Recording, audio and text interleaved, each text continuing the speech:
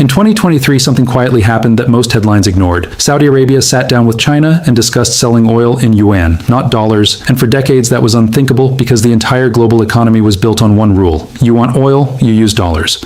By the end of this video, you'll understand one number, one specific deal, that signals the dollar's grip on the world may already be loosening, and it happened without a single war. After World War II, the Bretton Woods Agreement made the US dollar the world's reserve currency.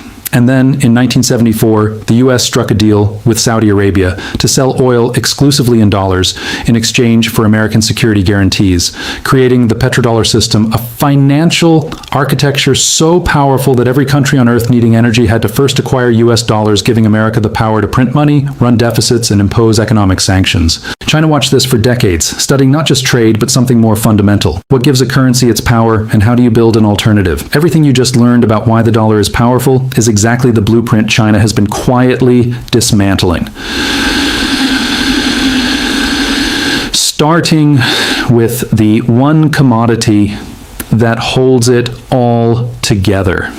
China, the world's largest oil importer, began negotiating bilateral oil trade deals in yuan, launched the Shanghai crude oil futures contract in 2000.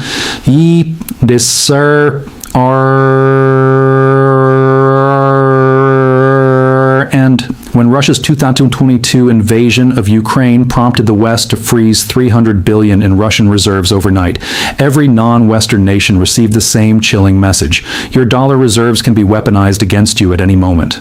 Within months, India was buying Russian oil in rupees, China was deepening yuan settlement talks with Gulf states, and Beijing's cross-border interbank payment system, CIAPS, had connected over 100 countries as a direct alternative to the US-controlled SWIFT network. Then came the digital yuan, China's CBDC capable of settling cross-border transactions without touching the US financial system, and then BRICS expanded in 2023 to include Saudi Arabia, UAE, Iran, Egypt, and Ethiopia.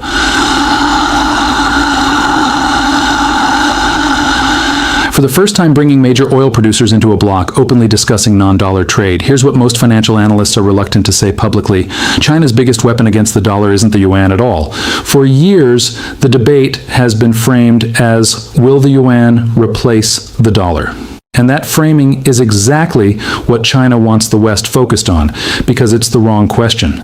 China's real goal isn't yuan dominance, it's dollar dependency removal. China knows its capital controls, lack of financial transparency, and political risk mean the yuan cannot become a true global reserve currency anytime soon. But you don't have to replace the dollar to break its power, you just have to make it optional. If enough countries can conduct enough trade without dollars, the dollar loses its compulsion, its ability to impose unilateral sanctions erodes, and America's power to fund deficits cheaply and set global financial rules unilaterally fades, not through confrontation, but through infrastructure. Over 60 central banks are now developing digital currencies. Gold reserves held by non-Western central banks have hit multi-decade highs, and the dollar's share of global trade invoicing has dropped from 80% in 2000 to around 47% by 2023. That shift has a consequence most people haven't considered. One that doesn't affect governments first, it affects your fuel prices, your savings, and your cost of living. A weaker dollar grip means oil prices become more volatile, inflation in dollar-dependent economies becomes harder to control, and the era of assuming dollar safe haven is automatic may be ending. Will the yuan replace the dollar in the next decade? No.